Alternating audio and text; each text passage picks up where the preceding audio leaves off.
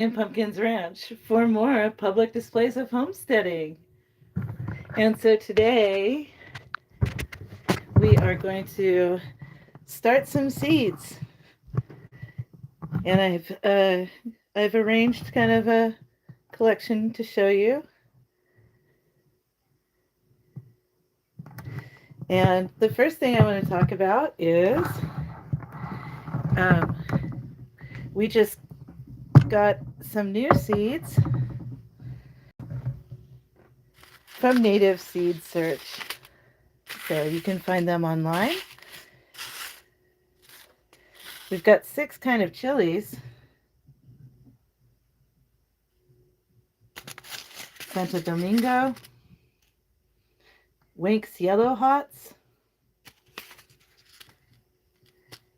I don't know how to say that.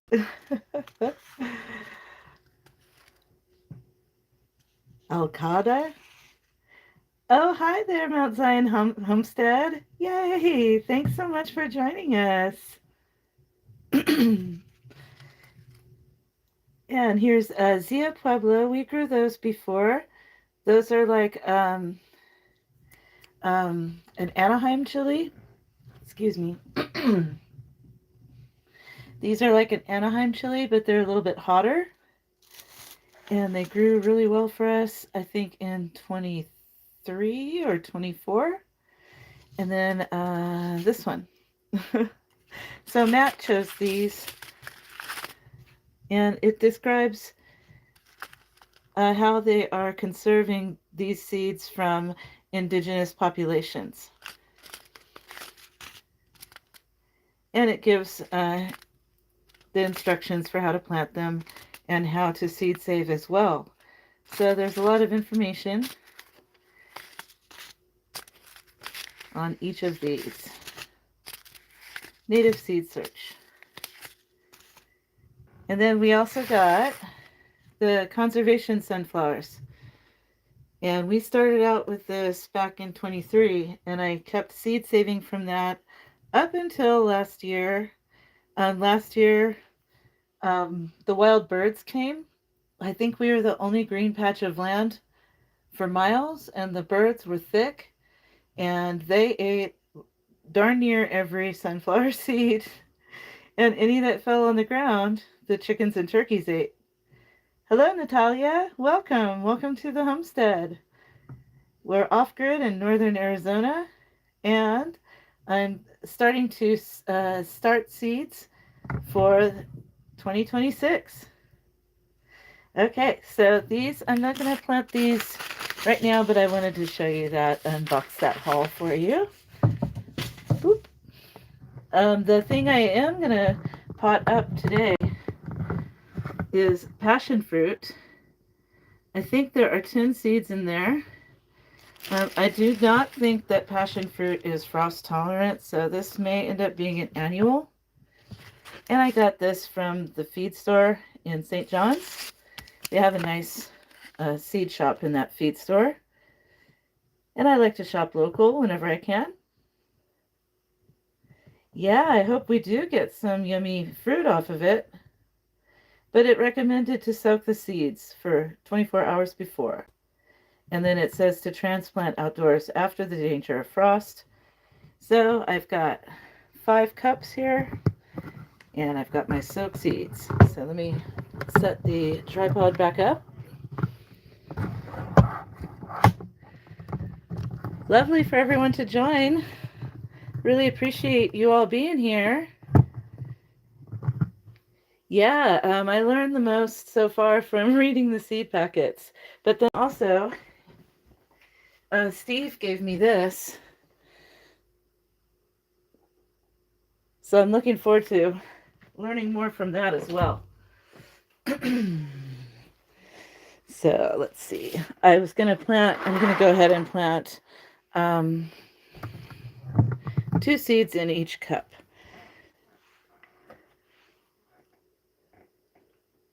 And this is kind of dry. This is our own mix of seed starter. And it's a scoop of native soil, and a bunch of peat moss, vermiculite, perlite, and some decomposing rabbit and sheep poopies. And Matt's been mixing this up for me, for us. He's really good at that. I find it tedious, so it's kind of nice to have different skill sets in your team on the homestead. And these are just supposed to go in a 1/4 inch. So, and I just have a kitchen knife to poke them in. Hope you guys can see that. Put one on that side. And one on that side. In temperate climates where it does not freeze, these are said to become invasive, and they tell you to put them in a pot so they don't take over your whole garden. Kind of just like with mint. I want invasive here because it's pretty harsh. Anything that can overwinter is my friend. Hi there, 405 Ballin' Baby. Welcome to the homestead. We are planting passion fruit seeds right now in the hopes that we'll get a harvest of fruit, even if we just get beautiful flowers. Love it. I can't even see where that one is. The light is kind of weird with the window in your face. And this is my sewing table, my jack of all trades kind of table here.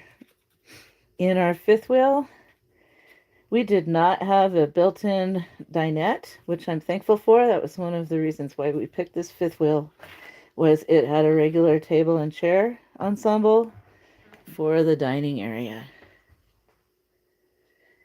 Oh, I'm so glad you find it valuable, Mount Zion. I hope it is. I'm learning by the seat of my pants. I've never grown passion fruit before. And I'm still learning this climate is different from Southern California, I'll tell you that. Yeah, there. The backlight, I can't see the black seed with the window glare. There we go. And then I'm just pushing it all in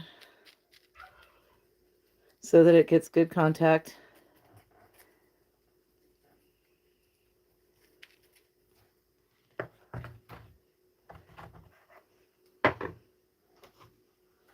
Oops.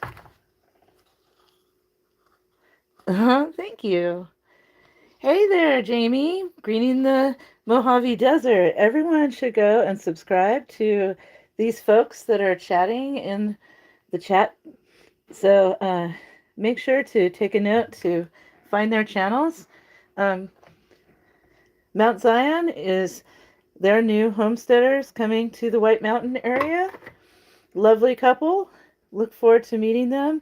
And Greening the Mojave Desert is Jamie. I think he mostly only shows himself, but I know he has family with him in Mojave County, where he really is greening that Mojave Desert. Amazing rock work, amazing syntropic desert agroforestry.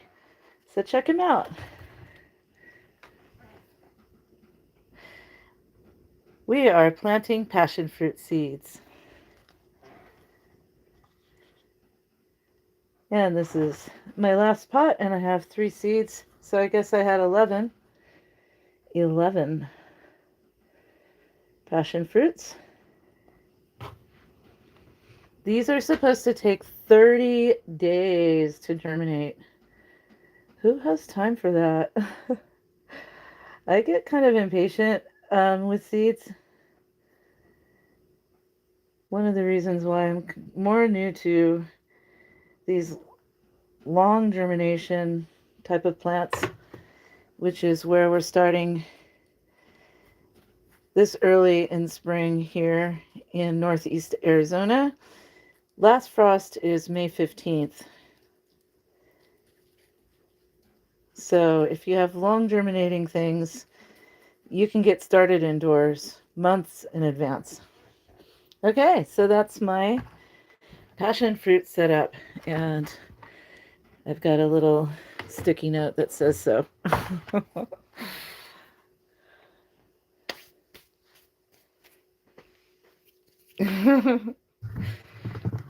No blushing needed.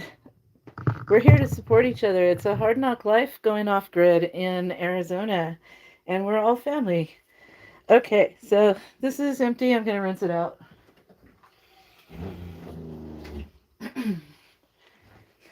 Oh, and by the way, this is such a great tool in your nursery starting. Sorry for the label is jacked up. You get them from the dollar store for like putting condiments in, and they just make the perfect indoor waterer. Okay, so the other thing I have soaking is golden currants. So these we got from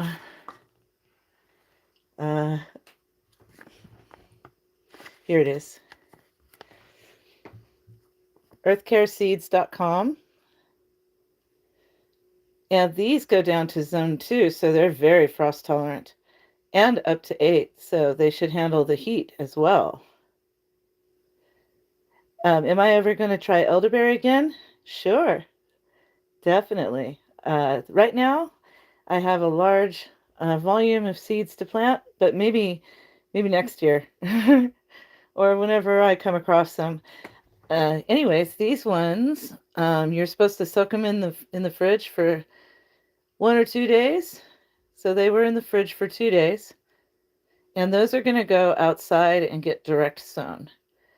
We have a breeze coming today. It's a little bit windy out there, and I do not have one of those microphone muffler things, so you can't hear me or understand me if I work out there. Maybe tomorrow morning I'll take you outside. I'm going to take these and plant groups of 3 all over the main garden. So I'll take you on a tour when the wind dies down. So that's golden currant. And we have 2 more packets from that same company. We've got Tibetan goji berry and Siberian pea shrub. And these also need to soak for 24 to 48 hours. So I'm going to start those in my little plastic cups.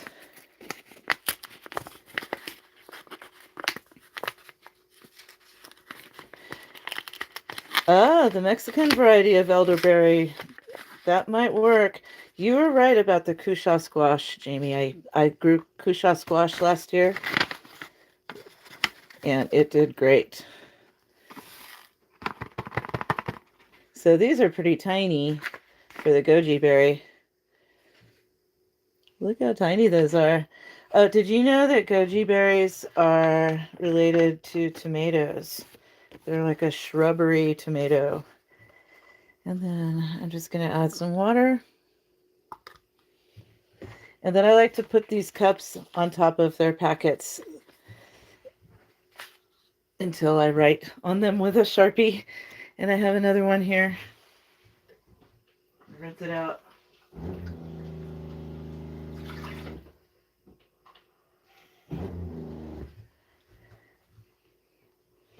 And we're going to do Siberian pea shrubs. Oh, before I move on to the pea shrub, the goji berries. Here in the White Mountain, Colorado Plateau area that we live in, we have a native goji berry. It's called the pallid or pale wolfberry. And we have gotten 1 fruit from that in 24, I want to say. Pretty sure. And that grows underneath the juniper trees and sometimes next to cut down dead juniper trees. So I feel like they're nursed by the juniper trees. These, I guess, are supposed to have better fruit than the pallid wolfberry that's native. We tasted one, and you could get a mild sweetness, but it was really mealy. But yeah, they're like a shrubbery tomato. Kind of weird. These are for fruit. If I don't know about making tea, sure. And we're hoping that the poultry and the sheep will also eat it. So one of the things I'm working on with the Syntropic Agroforestry is to grow perennials and things, shrubberies and tree hay that's perennial so that we will cut down on our feed costs. Did I ever overwinter one? Which one? Overwinter what? I haven't gotten that into tea, but maybe I will. The more I do like this, and if coffee prices are sure to continue to go through the roof. All right, the Siberian pea shrub. Uh, oh, the Kushas. They did not overwinter now. These make pea pods that both humans and wildlife and livestock. It's supposed to, if it gets established, it's supposed to just rain pea pods down. And I hope it does just that.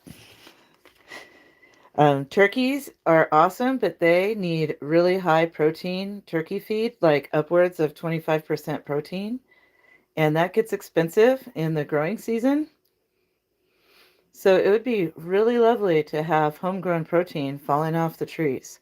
And there's like 50 seeds in here. I'm going to cross my fingers and I'm going to pray to the Lord that those germinate. These both go in the refrigerator for 1 or 2 days now. So up next, last year we got a tree seed haul from a website called Tree Man. Let me just see if I can get you in here. Tree Man.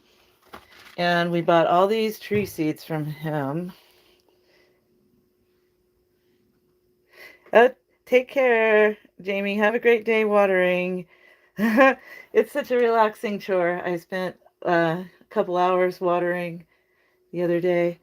Anyways, these are the tree seeds that we got for that purpose of doing our syntropic lines and feeding the animals and us.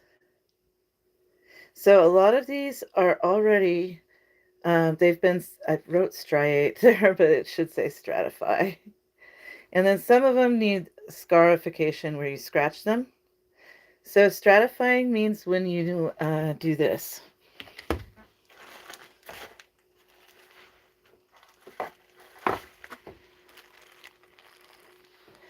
So you take the wet paper towel and you put the seeds in there, and then I wrote the date of when they will be ready to plant. So pretty soon I'll be able to start with the red raspberry. And then we've got a pear. And in all of these, we were looking for the ones that bloom late and that are frost tolerant. And, if they need chill hours, we've got chill hours. But hopefully, if they bloom late, when we get these weird false springs and then late frosts, that's when you lose the fruit. So you want something that's going to bloom far past the last frost date. So something that's going to bloom past May 15th. Anyways, these are kind of like rugged types of fruits. They're not like what you'll find in the grocery store. But oh my goodness, mulberries. Even if those don't fruit, that will feed our sheep. A different kind of mulberry. These cherries are like small sour types of cherries, but the birds are supposed to really like them. I think the sheep will eat the fruits too, so that's a good way to get free carbs for your livestock. A bunch of different kinds of cherries. I think we bought a cherry assortment is why we have so many cherry seeds. Okay. But then, yeah, sheep food. Sheep are browsers. They're not just grazers. They will, they'll eat the bushes.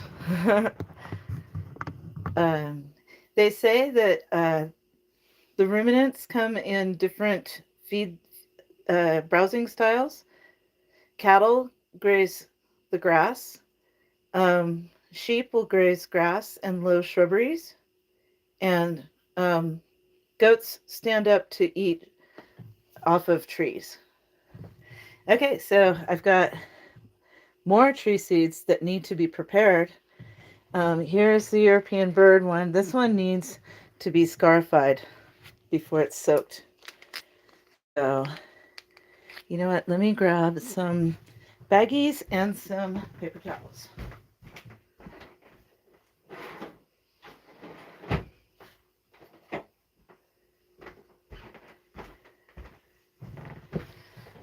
Got baggies.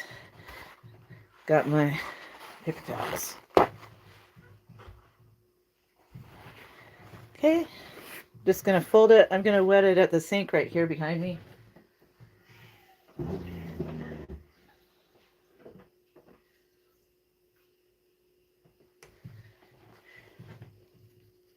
So I got it nice and wet and I wrung it out.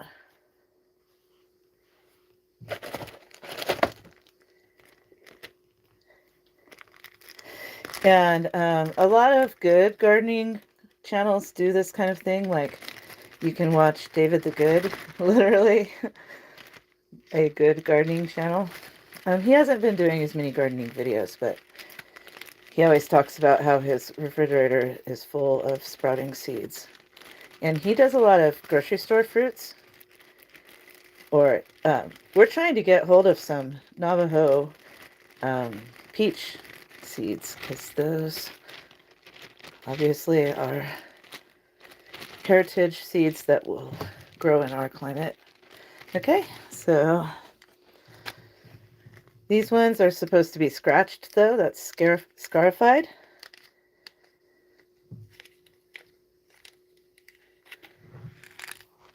So I think I'll use a steak knife. I'll be right back.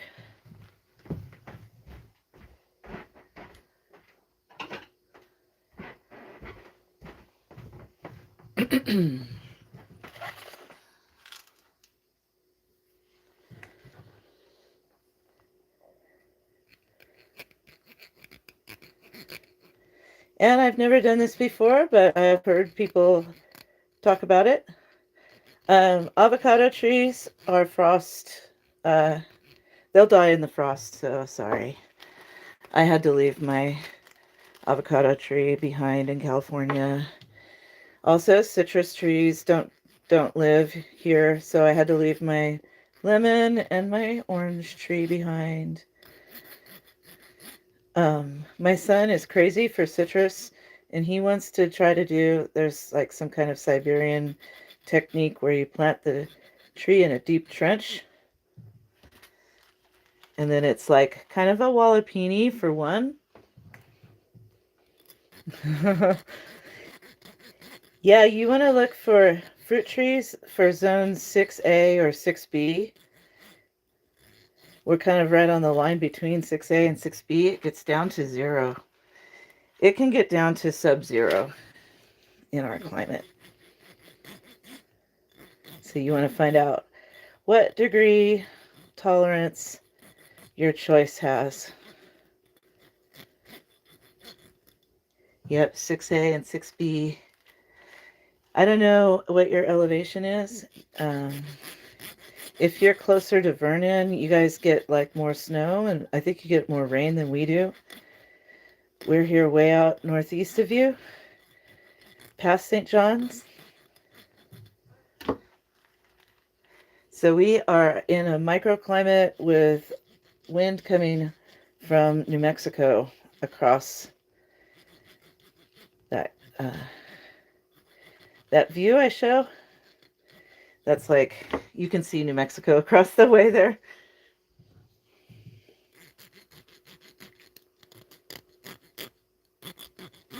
So we get more Colorado Plateau.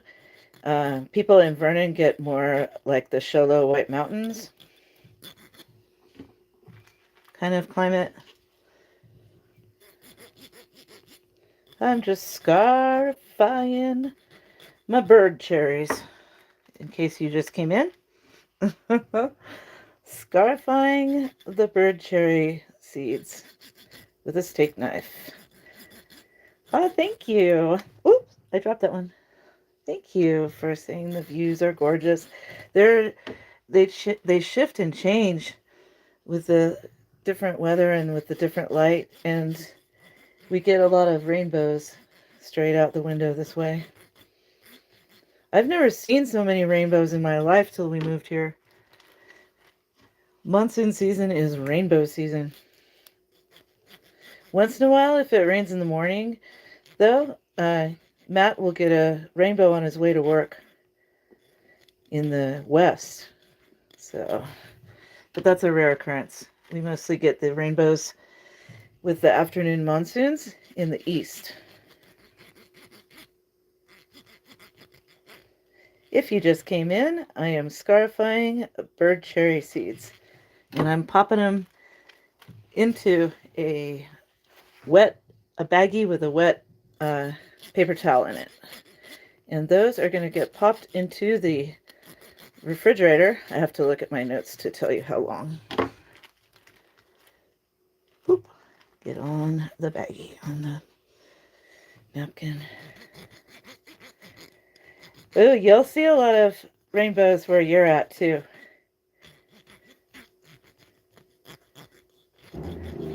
We see rainbows by day and Milky Way bows by night. The best skies in the world.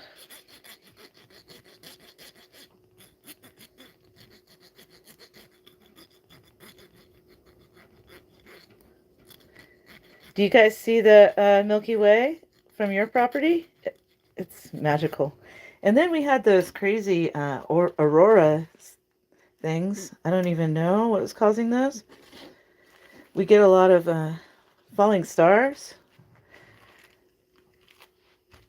I saw one that flared to be like, it looked like a blue comet, but it was because it was entering the atmosphere right when I looked at it. It was huge. All right.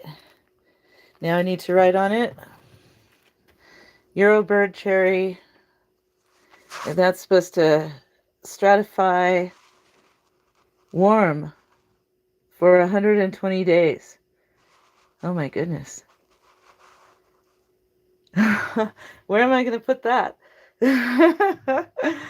I know where I'll put it. Let me write it with its info on it though.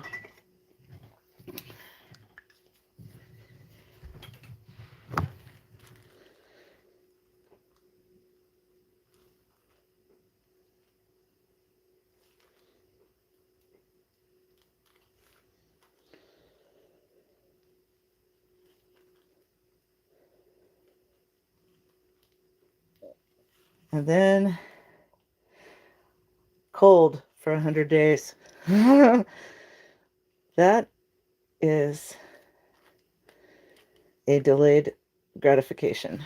Now, later on, I'm not going to bore you, but I'll look at my calendar and count those days, and I'm going to write the due date for those. For now, I'm just going to set that aside. Okay.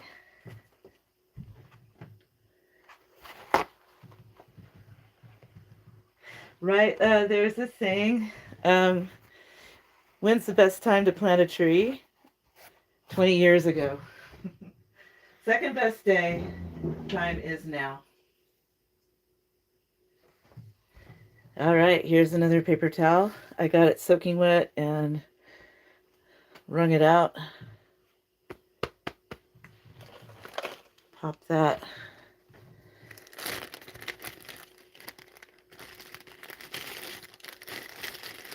And I saw another person showing how to do this. And when she came to take them out, she showed that oftentimes they're stuck to the plastic. And when you're trying to open it and get them through the zipper end, you'll tear the delicate sprout off of the seed. So she just cuts them and peels that top layer off, leaving the seed with its sprout intact.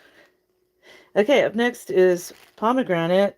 Pomegranate says to plant outside at 70 degrees, so I'm going to set that aside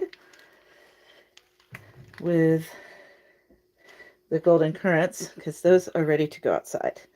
American persimmon is next. American persimmon. Where is it? There it is. Soak for 24 hours and then it stratifies. So that one needs a cup. Let me find something to soak that in.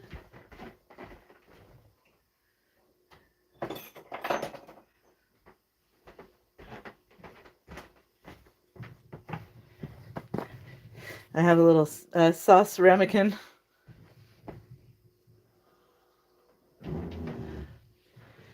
There we go.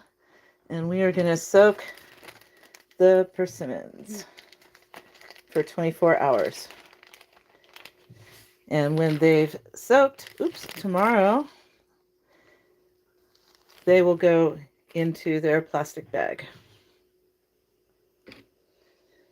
Put their little label next to them. Okay. Up next,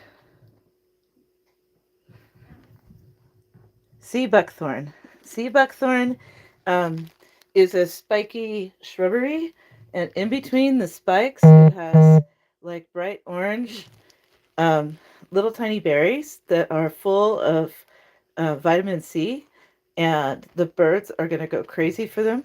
But you can also strip them off, and you can make juice, and then you can take and make syrup from the juice, or you can make jelly, or you could even ferment it and make a wine from it. So sea buckthorn can be medicinal in case of not having a natural source of vitamin C. Like we can't grow citrus here, like I was saying, but you can grow sea buckthorn. So that says to soak. Okay, that one needs to soak also. I need another ramekin. Pardon me.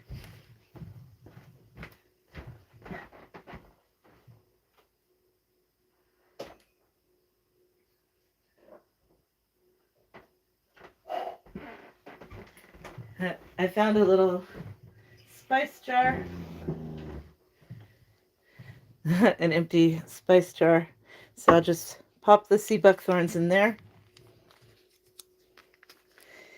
Right, you can make wine basically with anything that has sugar. And if it doesn't have enough sugar, you can add sugar, and then the non-sugary fruit, like a juniper berry, will flavor the alcohol that the fermentation produces. I have not done that yet. My husband used to make beer, though. Same principle.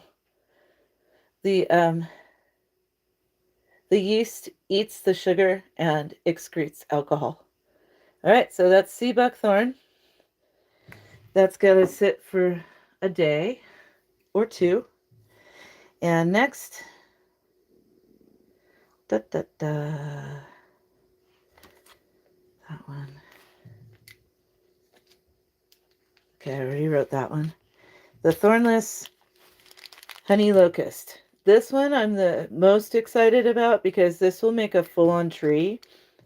It makes really beautiful and sweet-smelling blossoms. And it also makes pea pods that humans and livestock can eat. And it's a nitrogen fixer.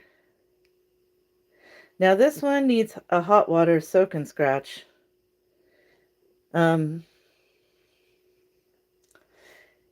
Okay, well, I'll put that in a cereal bowl full of hot water. And I'll scratch it later.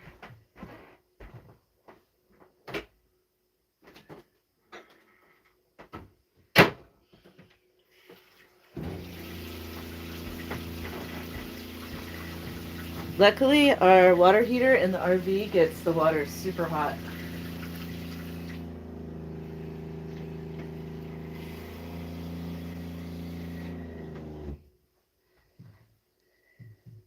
And one of the things that came with our rig here, we call these the God bowls because it's a set of bowls with uplifting Bible phrases on them.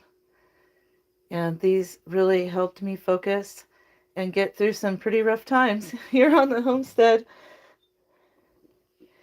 A wonderful memory. Jog your memory to love God and trust in Him. Okay, so that one I said is thornless honey locust. Trying to get this so you can see. Yeah, I really appreciate how many people are trusting their faith to come out and live the way God intended us to. Okay, there's the thornless. I keep wanting to say honey badger. Honey locust. Up next is two-needle pinyon. Two-needle pinyon is supposed to go into soil right away, and I'm all out of potting soil at this moment, so I'm going to wait to do that later. Chinese elm, when I looked it up, said it is not frost tolerant, so I might bring that down to the valley where we're going to have resurrection with resurrection services with my in-laws. So I might bring that to them. I don't know. Maybe I'll just try growing them. Anyways, I'll plant these in soil as well. So we'll postpone those until another time. And I made this baggie prematurely. All right. Next up for trees is that Steve gave me, my subscriber Steve, he sent us a care package, and it included a bunch of tree seeds, and Matt put them in the solo cups with potting soil. And these ones that are sprouting still, I'm going to take these outside and plant those. So if you can tell, some of them have already germinated. These are Eastern Redbuds. And evidently these are also in the pea family, so those will be nitrogen fixers and they will make edible pods and flowers. So I won't bore you by picking those out one by one, just letting you know what I'm doing. And I'm going to be searching through the rest of these tree seeds that he passed on. These are bayberry, which he tells me a lot of scented candles have the bayberry, and it's supposed to be a shrubbery, like a hedge, so that will do some wind blocking along a fence line. And then there's dogwood. I think I saw some sprouts in there. Yeah, there's at least one germinating there. I know right where I would love to have a dogwood blooming that I could see out my window is the corner of the main garden over there. Having a dogwood tree would be such a pretty sight. Anywhere, in fact, in the rabbit garden as well, to have some ornamental flowering trees. And the last one is, these are going to be big juniper trees, larger and more tree-shaped than our bushy monosperma variety of juniper. Not seeing any germination there yet, so that can wait. And I think we want to auger holes or dig tree basins to put these in, maybe do a windbreak on the west side of our RV. I'll have to make plans for that.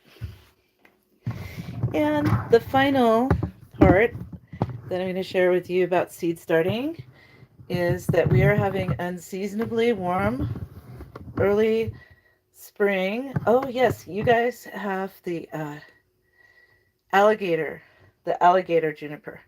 And I don't know its Latin name. I don't know if this is the same. This is wild Rocky Mountain juniper. Could be.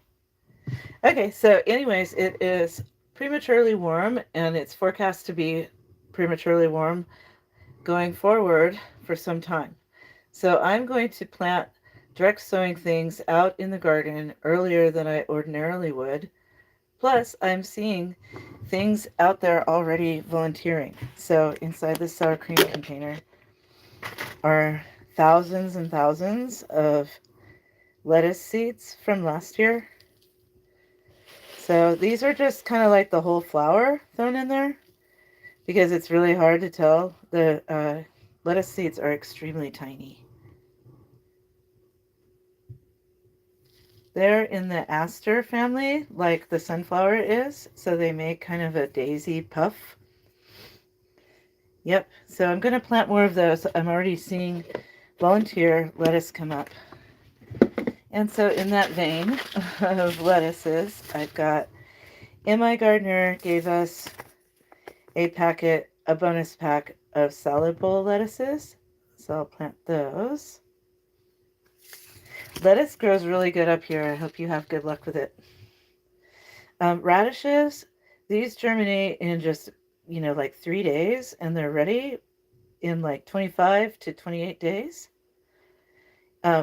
If you don't like the peppery salad radish, you can throw these into your stew pot and they come out like juicy potatoes. They're really great. My family just loves them cooked like potatoes. These grew up so sweet and delicious, so I'm going to try to do this. Any flarbs? Am I planting any flarbs this year? This kind of looks like it could be a flarb. Not sure what a flarb is, but it looks like it could say, "Feed me, Seymour."